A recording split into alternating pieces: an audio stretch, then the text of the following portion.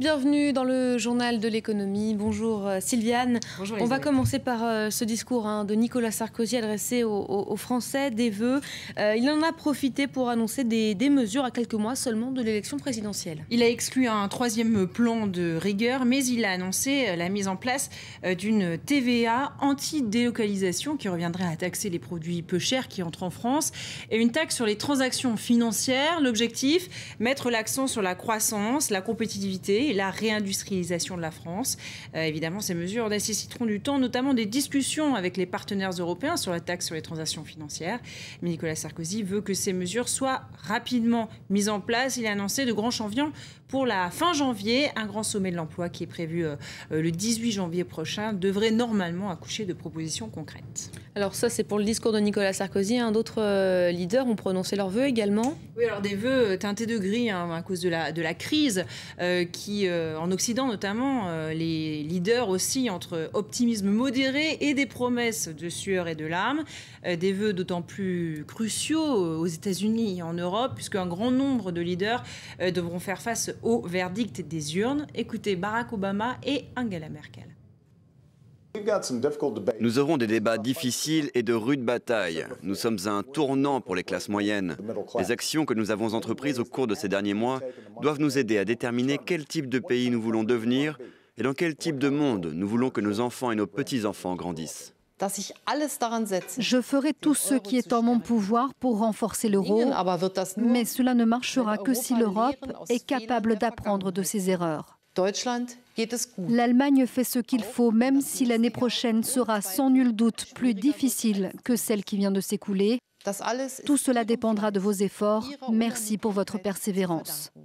Voilà, et Angela Merkel qui en a profité pour saluer les 10 ans de la création de l'euro. Tout cela dans un contexte particulièrement tendu, bien sûr. Oui, et puis toute cette semaine, nous reviendrons à notre tour sur cet anniversaire, ces 10 ans de la création de la monnaie unique, avec un reportage par jour fait par nos correspondants dans la zone euro.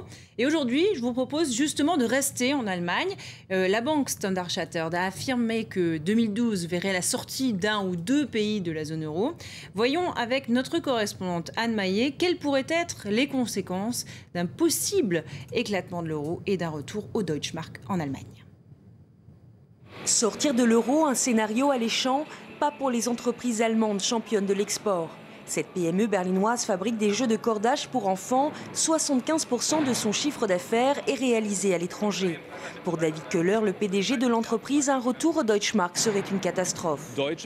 Les produits allemands deviendraient plus chers car si l'on retourne au Deutschmark, celui-ci redeviendrait la plus forte monnaie européenne. Tous les autres pays auraient donc des difficultés à payer en Deutschmark. Cela conduirait selon toute vraisemblance à une chute de l'export.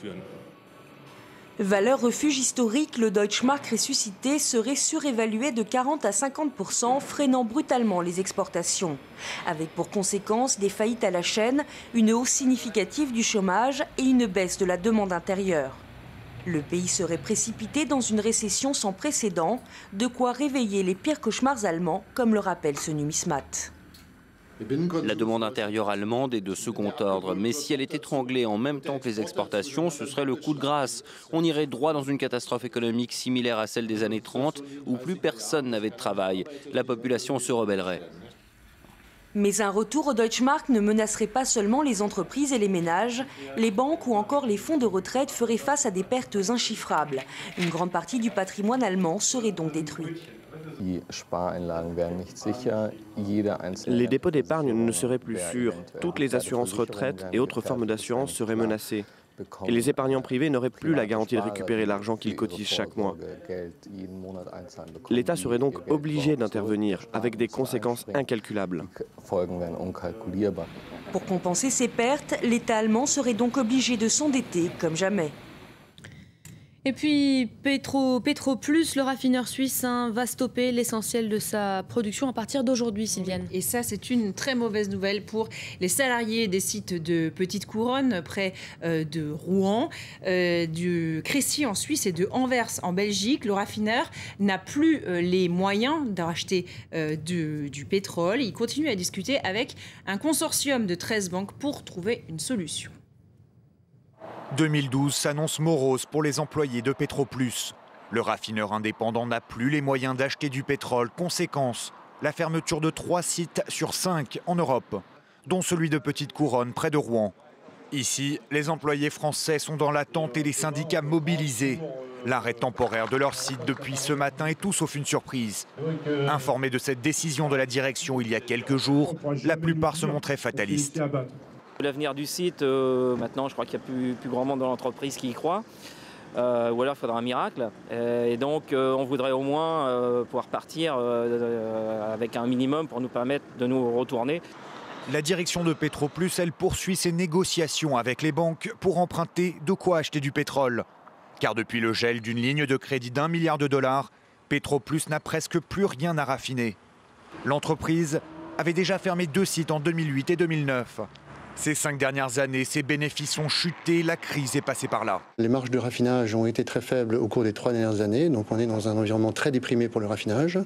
Et en plus, nous subissons aussi les conséquences de la crise financière et bancaire. En France comme en Suisse, les autorités tentent de convaincre les banques de prêter à Petroplus pour permettre une reprise de l'activité et le maintien de ces 2500 emplois en Europe.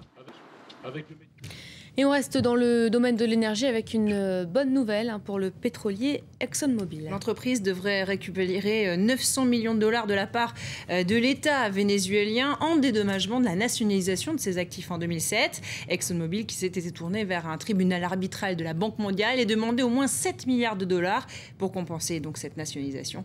Au Venezuela, évidemment, on juge la décision du tribunal favorable à Caracas. Caracas qui doit faire face à 12 autres procédures judiciaires du même ordre.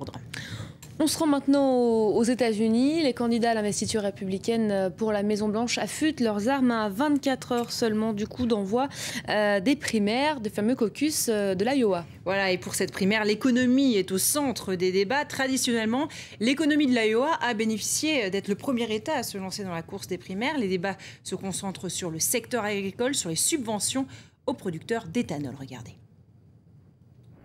Quand on veut devenir président des États-Unis, le petit État agricole de l'Iowa, dans le nord, est un passage obligé. Il y fait froid et on n'y compte que 3 millions d'habitants, mais les électeurs d'ici sont les premiers à voter pour les primaires, ce qui en fait un tremplin très envié. Roger est agriculteur et il trouve normal que les candidats viennent jusqu'à lui. L'agriculture, c'est la colonne vertébrale de ce pays. Depuis toujours, ça a été le pilier de l'économie du pays. En réalité, l'agriculture n'est plus vraiment le pilier qu'elle était, mais les candidats cajolent sans relâche les agriculteurs à la veille de la primaire républicaine, quitte à faire des compromis idéologiques avec le libéralisme en promettant de continuer la politique de subvention à l'éthanol, produit avec le maïs local, des subventions qui assurent des revenus confortables aux agriculteurs et électeurs de l'Iowa. Je suis pour l'éthanol pour une raison très pragmatique. Entre donner 1 milliard de dollars à l'Iran et 1 milliard à l'Iowa, je choisis l'Iowa. Mais crise oblige, la pression de l'opinion pour arrêter de subventionner ce carburant écologique pourrait être plus forte que les promesses électorales. L'amour du pays pour l'éthanol s'est un peu étiolé dernièrement. Les subventions vont bientôt s'arrêter. Et ce n'est plus un examen de passage pour les candidats. Plus vraiment un examen de passage, mais pour le puissant lobby agricole de l'Iowa, la primaire reste un excellent moyen de pression politique, une fois tous les 4 ans. Et on jette un œil au marché à présent. Sylviane, il n'y a pas beaucoup de places financières ouvertes ce matin. Mais non, même en Asie, eh bien, on fête le Nouvel An. Seuls les Coréens sont debout aujourd'hui et c'est pour nous annoncer du vert en cette nouvelle année, alors que les Australiens, eux, c'est plutôt dans le rouge. Moins 0,36%. Merci beaucoup Sylviane, c'est la fin du journal de l'économie. Vous retrouvez dans un instant Pierrick Laurent pour un tout nouveau journal. À tout de suite.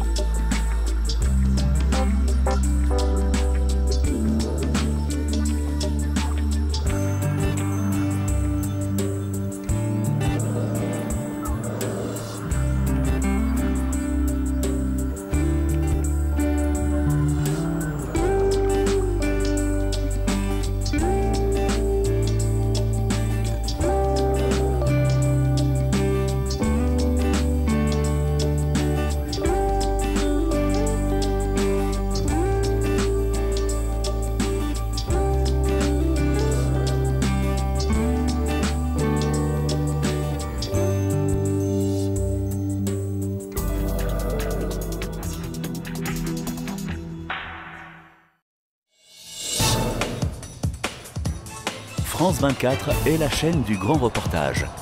Révolutions arabes, zone rouge de Fukushima, guerre en Libye, retrait des forces américaines en Afghanistan, chute de Laurent Gbagbo en Côte d'Ivoire.